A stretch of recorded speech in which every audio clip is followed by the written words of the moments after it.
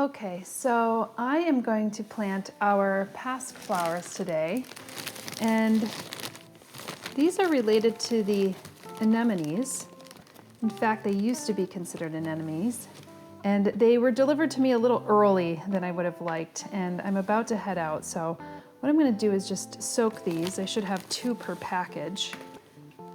And these are just really lovely flowers. These have become some of my favorite flowers in my garden.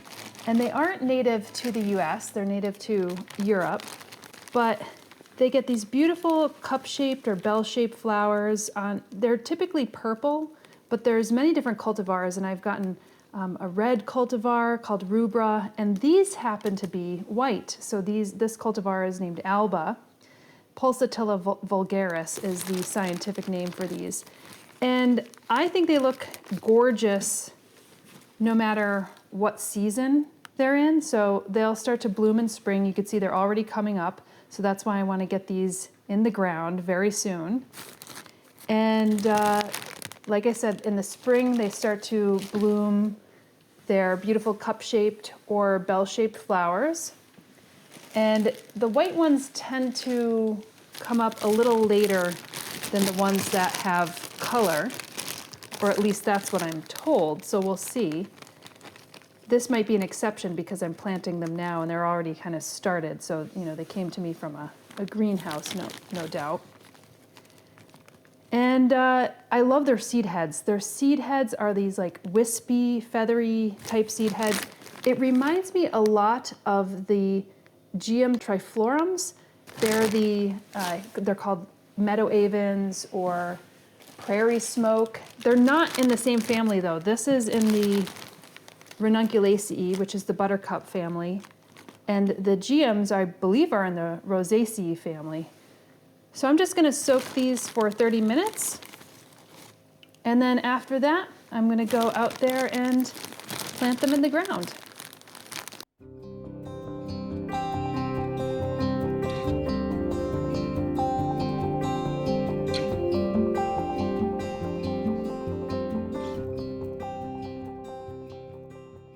All right, so we are out in the garden. I am by our memorial garden, and this is actually where we planted bulbs probably 2 years ago now, and some of those really big, tall allium bulbs.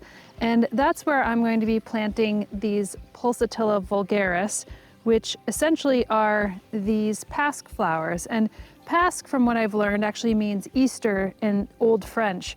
And typically these pasque flowers are a purple color, bell-shaped purple color, and they would be used to dye Easter eggs. So I'm not sure if that's where the dyeing of Easter eggs actually came from as far as tradition goes. I'm sure it probably goes back even further than that, but that's why pasque flowers are actually called pasque flowers. As I had mentioned before, these used to be in the genus Anemone and have been moved out into their own genus of Pulsatilla.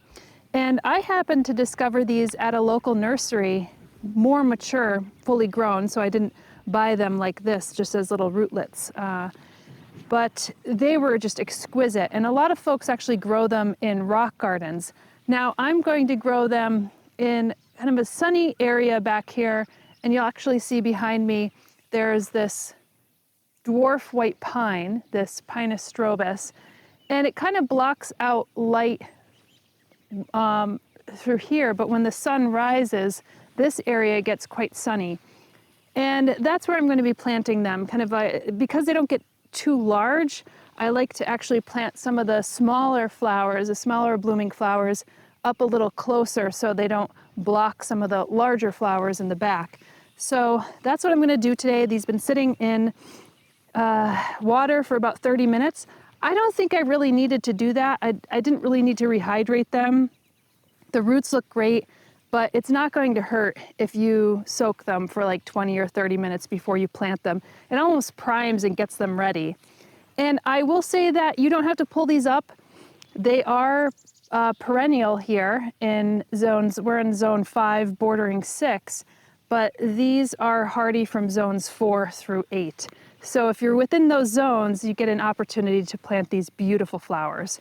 So without further ado, let's get started. So I'm basically going to find some areas within here.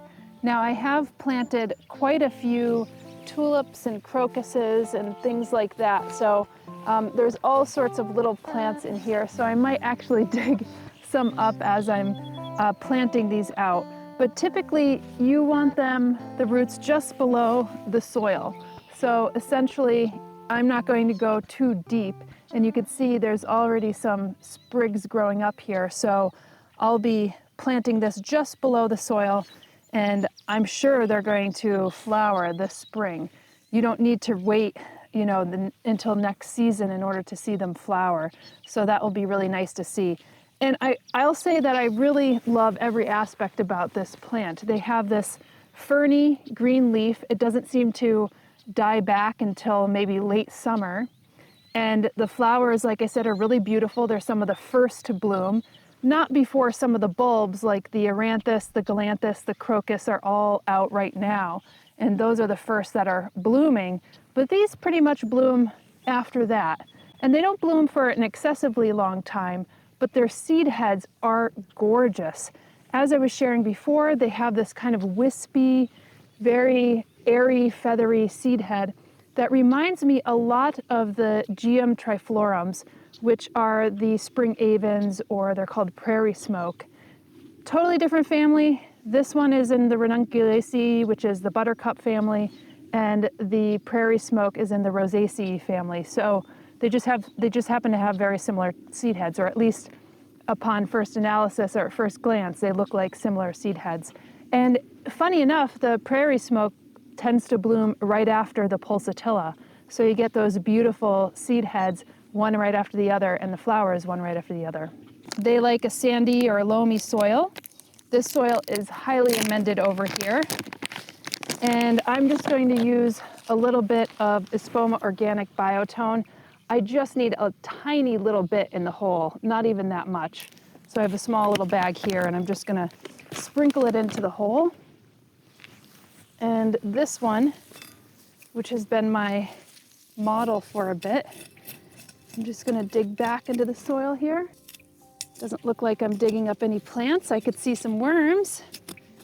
And I'm just gonna gently put this in here, see if that fits. Seems to do. Just gonna put a little bit of that biotone fertilizer in here, spread out the roots, and push back some of that native soil. And this white pine has shed some of its needles here, and that's really nice. Doesn't really bring up the acidity of the soil too much, but can't hurt. And these don't mind being in a slightly neutral to acidic environment. Now you could give them about, I would say, 9 to 12 inches between one another, because they do like to spread a little bit. They will seed, albeit very slowly. Now I have some bulbs coming up here, so I'm gonna just focus on this right here. And it doesn't look like I hit any bulbs or anything, so I'm just gonna get just a tiny bit of the biotone, sprinkle that in. All right. And tuck that in right here.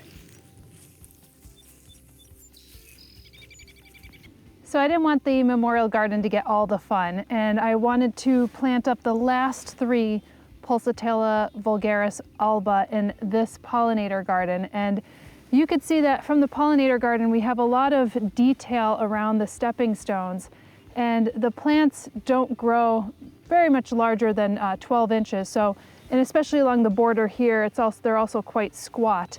And this is actually the Geum triflorum that I had mentioned that gets also a very ferny kind of leaf, a little fuzz on the leaf as well. So they look very similar, and I'm tempted now to just plant some of the pulsatilla up here and see how it looks with the Geum. I think that would be a really nice thing to do. And this is planted up on a berm. So I should say, because they don't like to basically have their roots soaked in water, and they are more of a plant for the rockery, for instance, I'm gonna plant them a little higher up on the berm. And I think we'll be seeing these grow pretty much in this spring. I mean, I mean, it is spring now, but it feels a little fresh today. Couldn't really get out here too early in the morning because it was still below freezing. But it is a nice day to come out and plant now before the rain starts, because there is rain in the forecast for sure. So I will water these in, despite the fact that we do have rain in the forecast. I just won't water them a lot. All right, so we planted one there, one here, and I think I might actually plant just a little further back. I do get some taller plants here. This is Coreopsis that I actually just cut back, and they are taller. This one is Coreopsis Shades of Rosé, so it has that nice pink peachy tone. But because these bloom so early on, and the Coreopsis blooms much later, I would like to plant this here. And then in the summer months, when the foliage of the Pulsatilla gets a little ratty, the Coreopsis will hide that. So you could do some strategic planting that way. All right, well, we'll tune back in here later in the spring and see how these turn out. But for right now, very pleased with planting that plant. I'd like to collect probably as many of the cultivars as I could find, because I think their colors are just so wonderful, so beautiful, and they complement many of the plants that I have planted in the various gardens around here at Flock. All right, so I had just planted the Pulsatilla vulgaris, and it's already up, which is amazing. So you can see I had already planted some of the Pulsatilla. I don't know if this is rubra or another version of it, but you can see they're just like really pretty kind of magenta colors, like a faded magenta color. And this one is the first one that actually has come up. I planted it also in the memorial garden in the back, but because those get a bit more shade, those haven't come up yet, although I'm starting to see their feathery foliage. And you can see this right here. It's so darling, especially when they first come out. It's very soft like a kitten, and you can see the ferny, feathery foliage. And it's also very nice because I was comparing it to the Geum triflorum, and the Geum triflorum is right here, side by side. So you could see that this also has kind of a ferny foliage, but not as feathery as the Pulsatilla vulgaris. And you can see that the flower heads are just starting to come out. So basically, just as the Pulsatilla fades, the Geum triflorum will come out. And then when the Pulsatilla fades and they get the wispy seed heads, then pretty soon afterwards, these get the wispy seed heads. And they look so beautiful, especially now at this hour when the light is coming in, and it looks magical, really. So very happy with how quickly these have come out. And it made me think that since these are flowers that typically would grow in meadows or like lawns essentially, I might actually get maybe a dozen of these and start planting them in our bulb lawn, because I think they would just look really darling. So that's how it turned out. The garden is rapidly changing now that spring has sprung, so expect more garden and landscape updates as the seasons unfold. And 10% of our Google AdSense proceeds are being reinvested back into the Finger Lakes community, and that's matched by our partners over at Espoma Organic. So your support of the channel, no matter where you are, makes a difference. We'll see you in the next video.